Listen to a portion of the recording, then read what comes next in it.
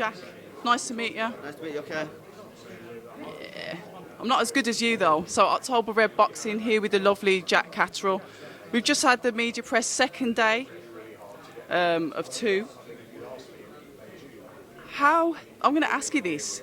You followed him. You've more or less come across as you're quite jovial with each other. There's almost a mutual respect there.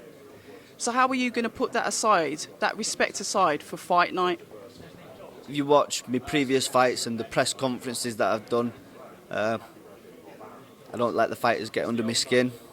It's a difficult sport as it is, and Josh has gone on and achieved great things, so I'm happy for him, but make no mistake, it's business, and come February we'll both flick that switch and we'll be coming to tear it up. He's got a certain style. He's quite aggressive, inside fighter.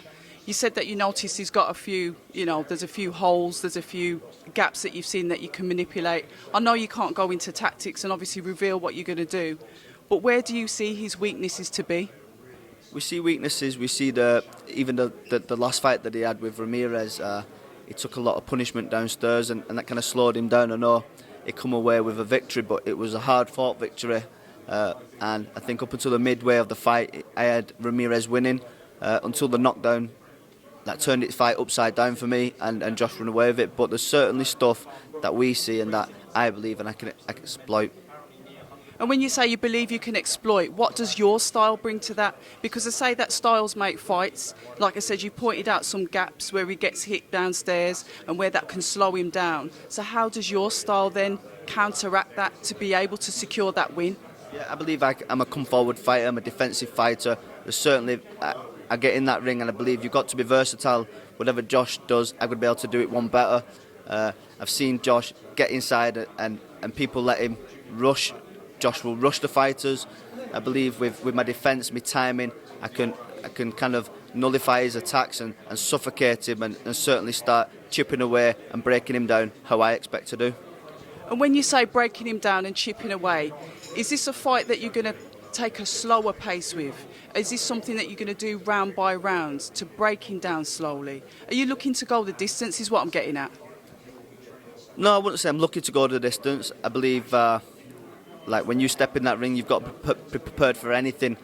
Josh might come steaming out, looking to try to take my head off, and it's how you react to them situations. I certainly believe I've carried the power and I can hurt Josh, so when I say chipping away, if I can break him down and get him out of that, I will definitely do that. But if the fight goes to 12 rounds, well, I believe I've got the conditioning. I've been to 12 rounds before to beat him on the points. There is a shot that I noticed that he throws when he's coming out of the inside work. He tends to throw an uppercut. Is that a move that you've noticed that he does? And if so, how would you counteract that? So we've obviously watched Josh's fights. He come in close with Ramirez, and Ramirez kind of switched off inside, and that's a thing that you can definitely not do against an elite level fighter. We've seen it midway in the fight, and I just said then the fight turned on its head. From that point, Josh ran away with it. So it's about being alert and switched on. I definitely won't be walking into no stupid uppercuts like Ramirez. Do you believe that you need to be prepared, as in fighting with instinct as well as fighting to a plan? Because like you said, he might switch it up. He could leave you vulnerable if you switch off, if you're working to a plan and he's not fighting according to that plan. Can you fight off instinct? Of course, I believe every fight I've got to be able to fight off instinct. There's fights that I can pull up from not too long ago where the corners give the instruction to the fighter and they're following these instructions and they were clearly getting beat. So I'm sat back at home thinking, like, as a fighter, you've got to take the responsibility to go out there and fight with your instinct and come away from the rounds knowing you've won the round, doing what you can do. It's all well having a game plan. You've got to have multiple game plans. It's not just about this is how I win the fight. There's several different scenarios and things to consider in every round and in every different fight. 100%, and it's good that you've got that mindset.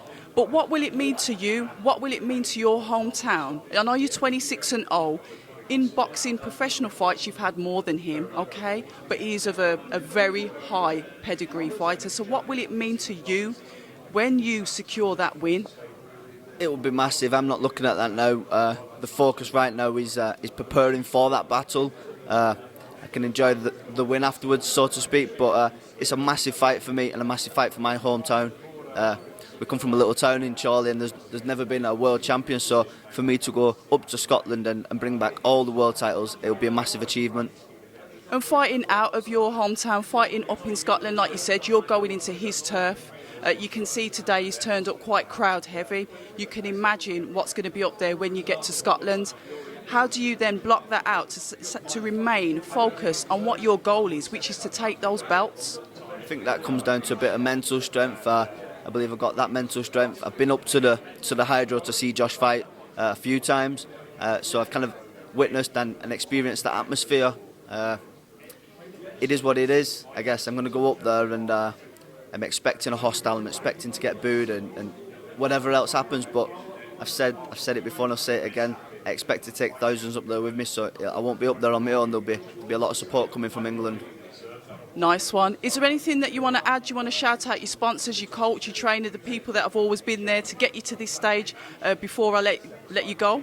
Yeah, of course. The sponsors, and they know who they are. My family and my small team of friends and my team. Really, yeah.